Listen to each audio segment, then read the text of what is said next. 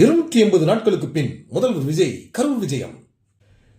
கரூர் உயிரிழப்பை நினைவு கூர்ந்து கண்ணீர் மல்க உரையாற்றினார் முதல்வர் விஜய். மழலைகள், குழந்தைகள், பெண்கள், குடும்பத் தலைவர்கள் என இந்த உயிரிழப்புக்கு காரணம் யார்?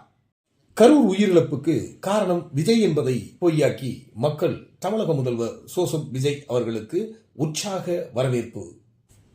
வணக்கம், நான் உங்கள் அருணாச்சலம். மாஸ் மீடியா தமிழ், மக்களின் குரல். கிட்டத்தட்ட 280 நாட்களுக்கு பின் தமிழக முதல்வர் ஜோசப் விஜய் கரூர் விஜயம். கரூர் கூட்ட நெரிசலில் உயிரிழந்த குடும்பத்திற்கு ஆறுதல் தெரிவிக்கும் விதமாக பாதிக்கப்பட்ட குடும்பத்தில் ஒருவருக்கு தகுதி அடிப்படையில் அரசு வேலை அறிவிக்கப்பட்டது.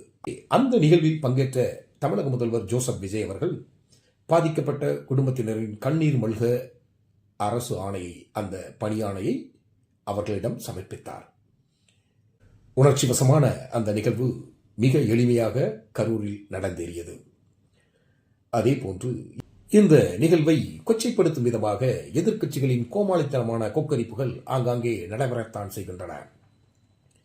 பாதிக்கப்பட்ட மக்களுக்கு உதவி செய்வது அரசின் கொள்கை முடிவு.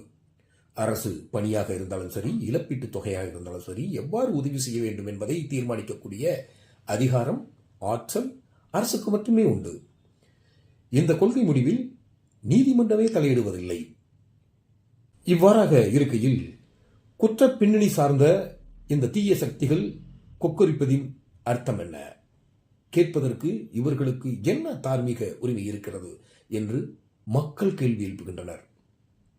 உள்ளபடியே இந்த நிகழ்வில் உரையாற்றிய தமிழக முதல்வர் மாண்புமிகு ஜோசப் விஜய் அவர்கள் கடந்த கால ஆட்சியில் நடைபெற்ற ஊழல்கள் அத்தனையும் கணக்கெடுக்கப்பட்டு வருவதாக உரை கூறியிருக்கிறார். அதன் மேலான நடவடிக்கை சரியான தருணத்தில் எடுக்கப்படும் என்கின்ற உத்தரவாதத்தையும் கொடுத்திருக்கிறார். மக்கள் இதையே விரும்புகின்றனர், எதிர்பார்த்து காத்திருக்கின்றனர். ஊழல்வாதிகள் ஒரு நபர் கூட தப்பக்கூடாது என்பதுதான் மக்களின் நோக்கம். அது மட்டுமல்ல, இந்த ஊழல்வாதிகள் ஊழல் செய்து சம்பாதித்த சொத்துக்கள், பணங்கள், வெளிநாட்டு முதலீடுகள் அத்தனையும் கையகப்படுத்தி மீட்டு கொண்டு வர வேண்டும் என்பதுதான் மக்களின் எண்ணம். அதற்கான நடவடிக்கையை துரிதமாக தவேகா எடுக்கும் என்று மக்கள் நம்புகின்றனர்.